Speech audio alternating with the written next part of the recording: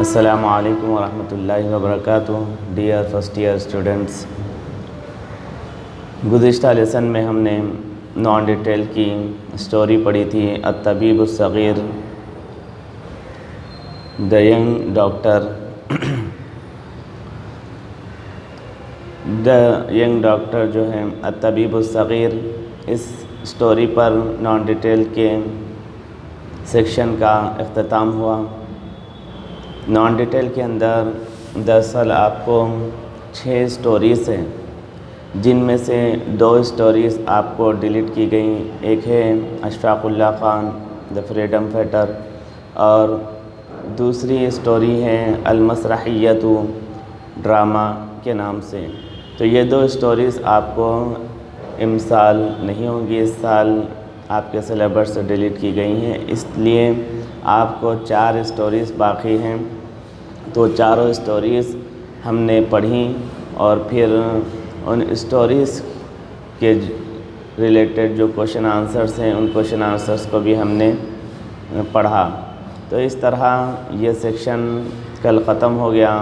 اب ہم ایک نیا سیکشن پروز کا آج شروع کرنے جا رہے ہیں۔ پروز سیکشن کے اندر بھی آپ کو سب سے پہلا جو سبق دیا گیا ہے دروس من القرآن الکریم کے نام سے، دروس من القرآن الکریم، lessons from the Holy Quran, lessons from the Holy Quran. اس کے اندر آپ کو قرآن مجید کے کچھ لیسنز دیے گئے ہیں۔ اس سیکشن کے اندر آپ کو قرآن مجید کے کون کون سے لیسنز دیے گئے ہیں، کون کون سے سورے دیے گئے ہیں۔ تو اس کے اندر آپ کو سب سے پہلے قرآن مجید کا ایک سورہ سورۃ الفاتحہ دیا گیا ہے، اور دوسرا سورہ آپ کو قرآن مجید سے سورۃ العصر یعنی والعصر والا سورہ دیا گیا ہے۔ تیسرا جو آپ کو قرآن مجید کا سورہ دیا گیا ہے اس لیسن کے اندر وہ ہے سورۃ الکوثر، اور جو چوتھا سورہ دیا گیا ہے وہ سورۃ الاخلاص ہے۔ تو ان 4 صورتوں میں سے میں سمجھتا ہوں کہ تقریباً جو لڑکے ہیں، جو ہمارے اسٹوڈنٹس ہیں، ان کو سورۃ الفاتحہ اور سورۃ الکوثر اور سورۃ الاخلاص یعنی قل هو اللہ احد، یہ تینوں سورے میں سمجھتا ہوں کہ زبانی یاد ہوں گے۔ اور ایک سورہ ہے سورۃ العصر یعنی والعصر ان الانسان لفی خسر، تو یہ بھی سورہ شاید کہ یاد ہوگا۔ اگر یاد نہ بھی ہو تو یہ بالکل مختصر سورہ ہے، اس کو آپ آسانی کے ساتھ یاد کر سکتے ہیں۔ تو اس طرح آج ہم پروز سیکشن کا آغاز کر رہے ہیں دروس من القرآن الکریم، لیسنز فرام دا ہولی قرآن سے، جس کے اندر آپ کو قرآن مجید کے بارے میں بتایا جائے گا، اور سب سے پہلا سورہ سورۃ الفاتحہ کا ٹرانسلیشن اور پھر اس کی سمری دی گئی ہے۔ آج ہم اس کو پڑھیں گے، لیکن ہم جو کوشچن آنسرس کا سیکشن ہے تو یہ چاروں صورتوں کو کمپلیٹلی ہم ان کا ٹرانسلیشن اور سمریز پڑھنے کے بعد ہم ان چاروں صورتوں کے ریلیٹڈ جو کوشچن آنسرس ہے وہ آخر میں ہم پڑھیں گے۔ تو سب سے پہلے ہم یہ چاروں صورتوں کا ٹرانسلیشن اور سمری پہلے پڑھیں گے، اور جب یہ چاروں صورتوں کی ٹرانسلیشن اور سمری ختم ہو جائے گی تو ہم آخر میں ان چاروں صورتوں سے ریلیٹڈ کوشچن آنسرس کو ہم آپ کے سامنے رکھیں گے، آپ اس کی تب پریکٹس کریں گے۔ تو اس طرح دیکھیں کہ دروس من القرآن الکریم، لیسن فرام دا ہولی قرآن کے اندر سب سے پہلے کیا دیا گیا ہے۔ القرآن الکریم ہوا آخر کلام اللہ سبحانہ وتعالی نزل علی قلب المصطفیٰ صلی اللہ علیہ وسلم بواسطۃ جبریل علیہ السلام فی 23 عاما نجما۔ قرآن کریم یہ اللہ تبارک و تعالیٰ کا آخری کلام ہے جو محمد مصطفیٰ صلی اللہ تعالیٰ علیہ وآلہ وسلم کے قلب پر، قلب یعنی دل کو کہتے ہیں، دل پر بواسطہ جبریل علیہ السلام کے واسطے سے اترا فی 23 عاماً 23 سال میں نجمن تھوڑا تھوڑا کر کے۔ قرآن مجید یہ اللہ تبارک و تعالیٰ کا آخری کلام ہے جو محمد مصطفیٰ صلی اللہ علیہ وسلم پر جبرائیل علیہ الصلاۃ والسلام کے واسطے سے 23 سال کے عرصے میں تھوڑا تھوڑا نجمن تھوڑا تھوڑا اترا۔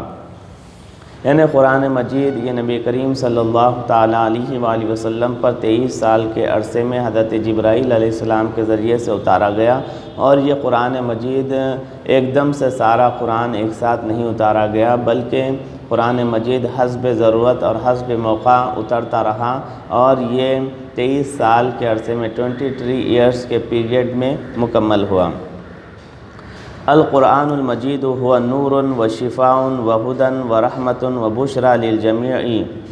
قرآن مجید وہ نور ہے، قرآن مجید ایک نور ہے، و شفاء اور شفا ہے، و ہدی اور ہدایت دینے والا، یعنی آپ کو راستہ دکھانے والا ہے، گائیڈنس، و رحمت اور رحمت ہے، مرسی ہے، و بشری للجمیع اور تمام لوگوں کے لیے، تمام انسانیت کے لیے یہ خوشخبری ہے، والعمل بہ فوز و فلاح فی الدنیا والآخرہ، اور اس پر عمل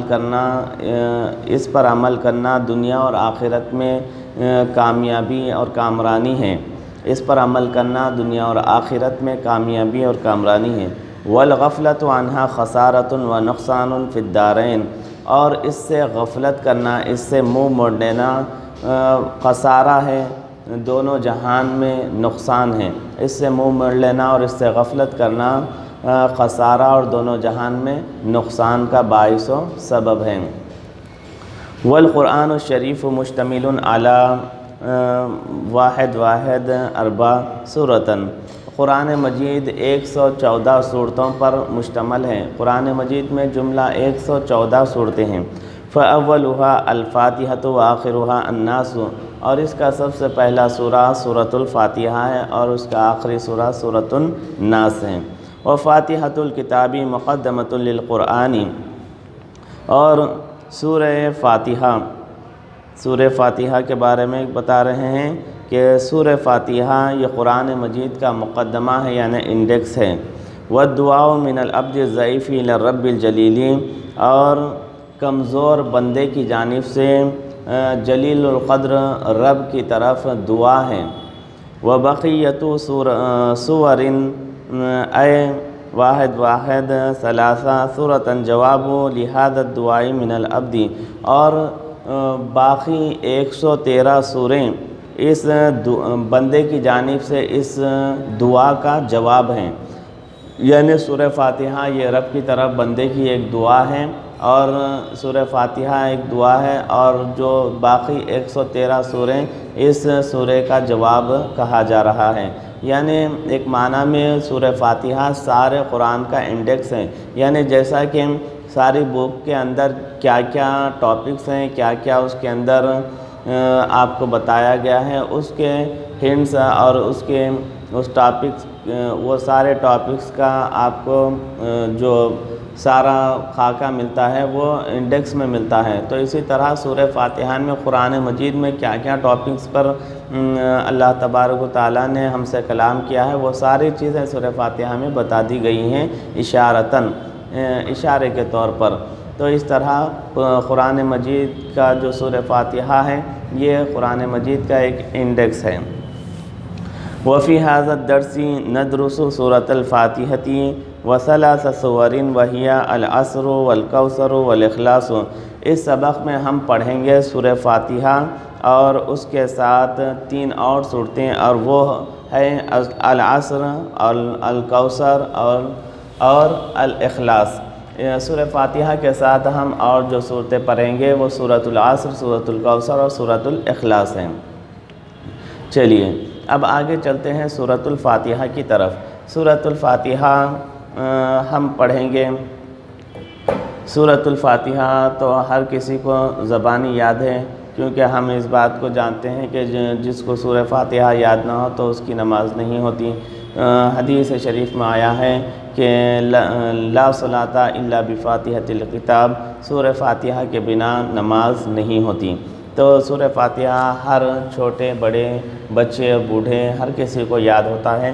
تو سورہ فاتحہ تو ہم نے یاد کیا، لیکن سورہ فاتحہ کے اندر کیا کہا جا رہا ہے، اس کا ٹرانسلیشن کیا ہے، اس کا مطلب و میننگ کیا ہے، یہ ہم نہیں جانتے۔ لیکن آج انشاءاللہ تبارک و تعالی ہم سورہ فاتحہ کو نہ صرف تلاوت کریں گے بلکہ اس کے میننگ بھی جانیں گے، اور اس کے اندر ہم کو کیا کہا جا رہا ہے اس چیز کو بھی ہم جانیں گے۔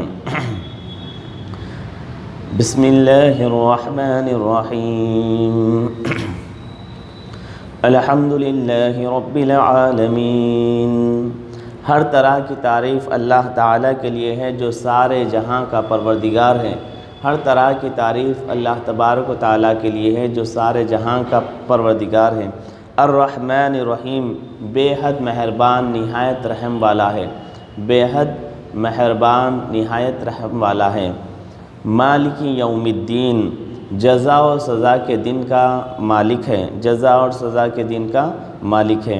ایاک نعبد و ایاک نستعین، اے پروردگار ہم تیری ہی عبادت کرتے ہیں اور تجھ ہی سے مدد چاہتے ہیں۔ اے پروردگار ہم تیری ہی عبادت کرتے ہیں اور تجھ ہی سے مدد طلب کرتے ہیں۔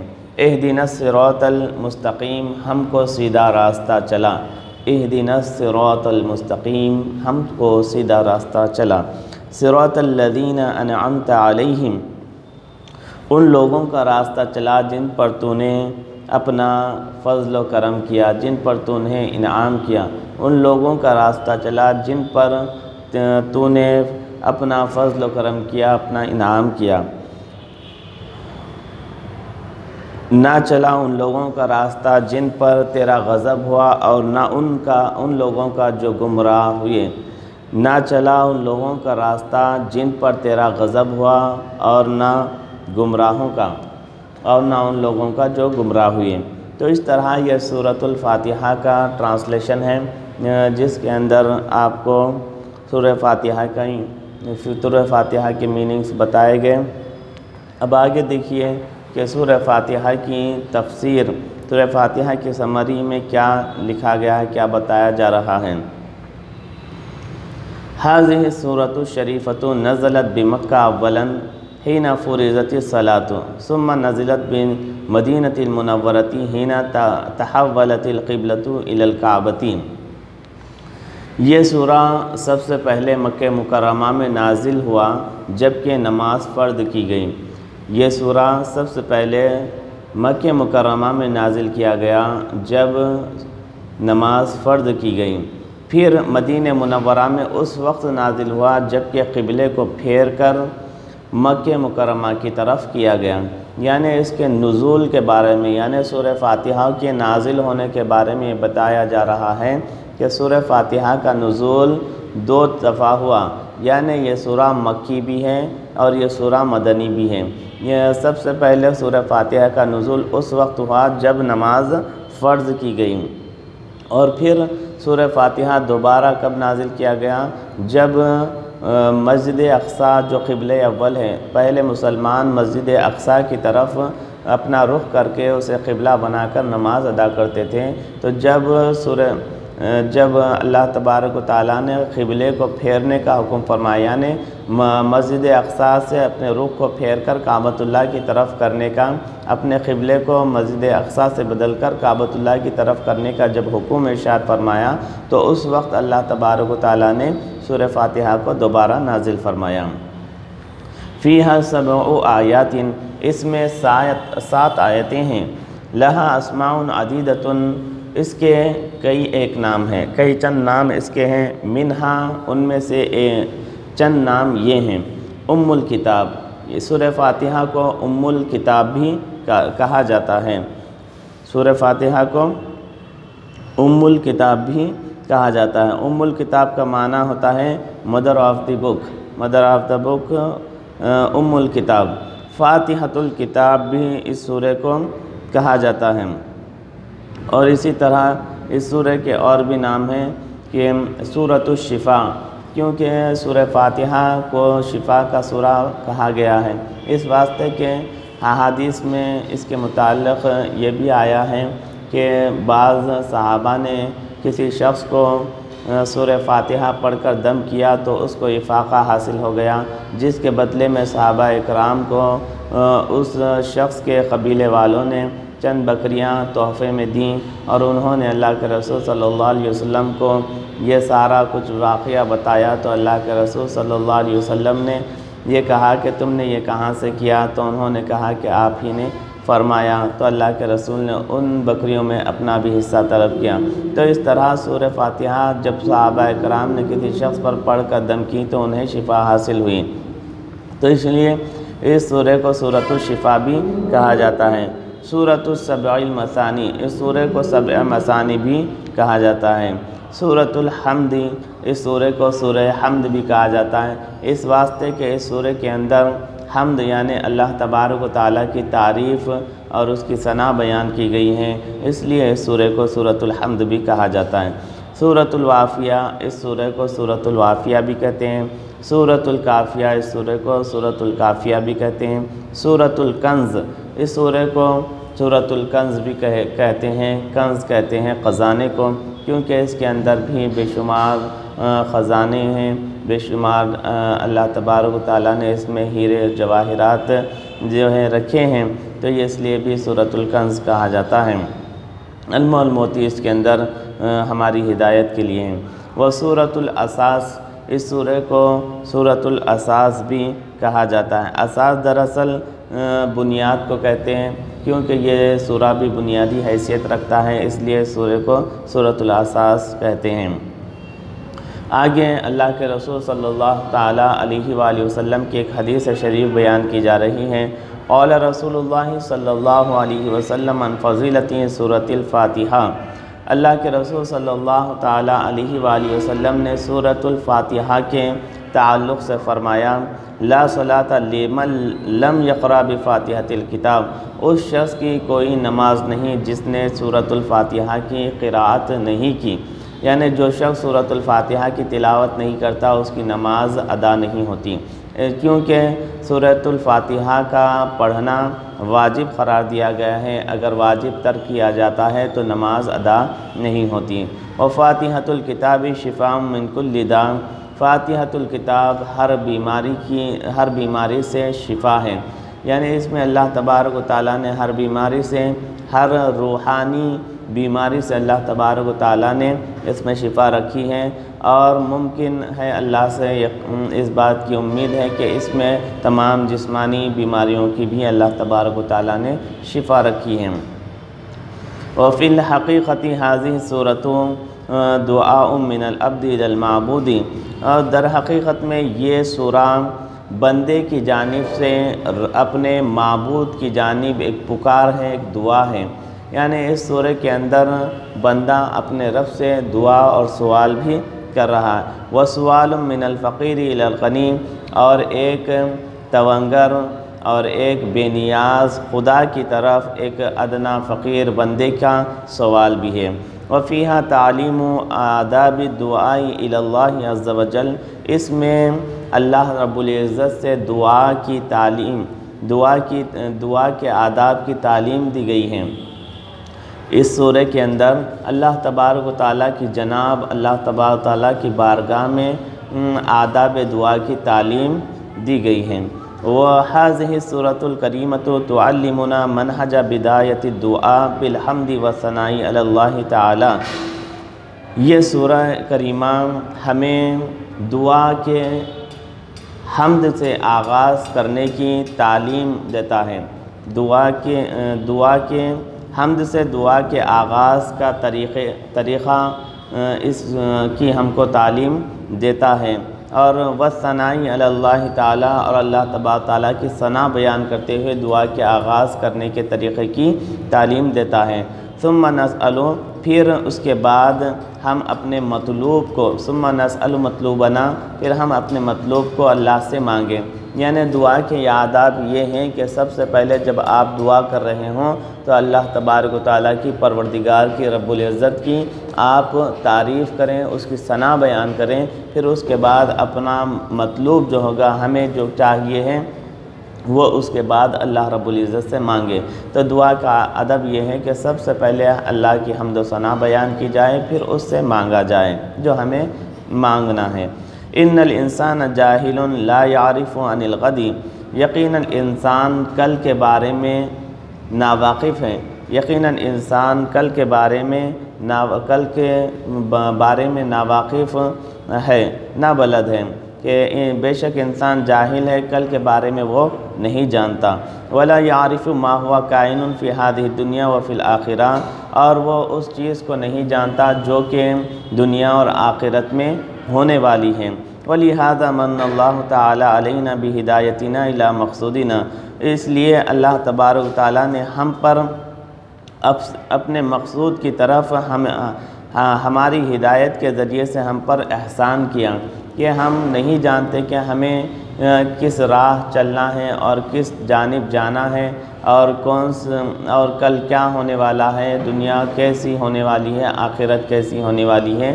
اس لیے پروردگار نے جو ہمیں چاہیے اس سے مانگنے کا راستہ رکھا، تو ہم اللہ تبارک و تعالیٰ سے ہدایت مانگتے ہیں، کیونکہ پتہ نہیں کہ درست کیا ہے اور غلط کیا ہے، تو اس لیے ہم اللہ تبارک و تعالیٰ سے ہدایت کا مطالبہ کرتے ہیں کہ وہ ہمیں سیدھا راستہ عطا کر دیں۔ وَهُوَ طلب الصراط المستقیم، اور وہ ہدایت کا طلب کرنا، مقصود کا مانگنا کیا ہے؟ وہ صراط مستقیم کا طلب کرنا ہے۔ لِأَنَّهُ هُوَ صراط الانبیاء والصدیقین والشہداء والصالحین، کیونکہ وہ یعنی صراط مستقیم یہ انبیاء، صدیقین، شہداء اور صالحین کا راستہ ہے۔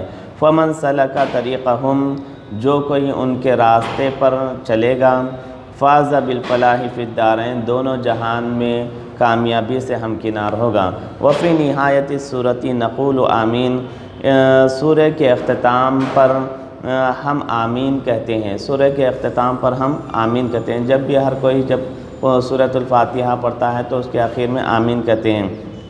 آمین کا کیا معنی؟ فمعناہ، اس کا معنی ہے، یعنی آمین کا معنی ہے یا اللہ تقبل دعانا، اے اللہ ہماری دعا قبول فرما، اے اللہ ہماری دعا قبول فرما۔ تو یہ دعا کیونکہ سورۃ الفاتحہ میں ہم دعا اللہ تبارک و تعالیٰ سے مانگ رہے ہیں، تو جب ہم آخر لفظ اور آیت پر پہنچتے ہیں تو ہم آمین کہتے ہیں۔ آمین کا مطلب ہے کہ اے اللہ ہماری دعا کو قبول فرمائیے۔ تو چونکہ انسان جب دعا کرتا ہے، دعا کے اختتام میں آمین کہتا ہے، تو اس دعا پر مہر لگ جاتی ہے، اور جو سورۃ الفاتحہ کے بعد آمین کہتا ہے تو اس کے ساتھ فرشتے بھی آمین کہتے ہیں۔ جس شخص کا آمین فرشتوں کے آمین کے ساتھ مل جائے تو اس کے گناہوں کی بخشش اور مغفرت کر دی جاتی ہے۔ تو اس طرح یہ سورۃ الفاتحہ کی آپ کو ترجمہ سورۃ الفاتحہ کا، اور اس کے ساتھ ساتھ سورۃ الفاتحہ کی آپ کو سمری بھی یہاں پر بتائی گئی۔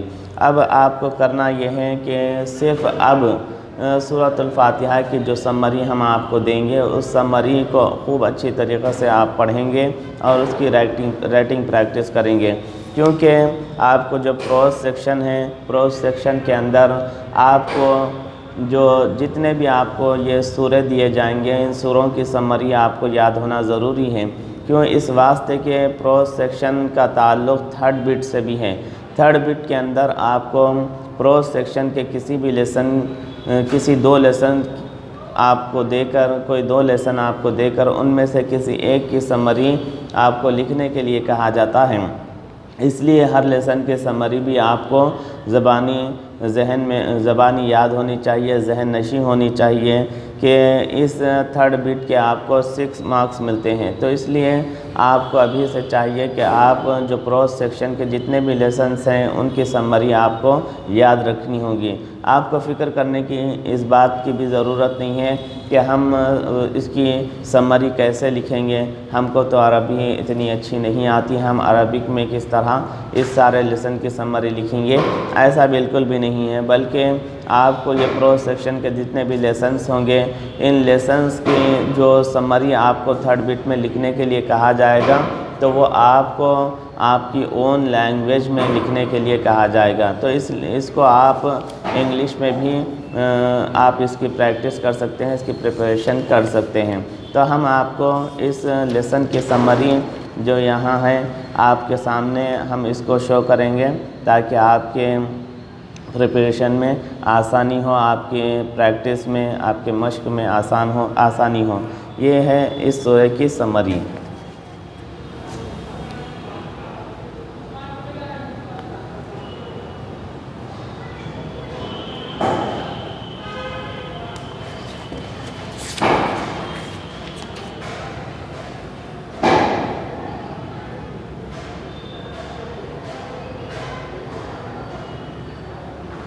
یہ آپ کو سورۃ الفاتحہ کی سمری ہے، جس کو آپ اپنے لحاظ سے اپنے اون سے بھی اس سمری کو آپ پڑھنے کے بعد لکھ سکتے ہیں، لیکن یہ 100 ورڈز ایٹ لیسٹ 100 ورڈز آپ کو جو ہے اس سمری میں لکھنے ہوتے ہیں۔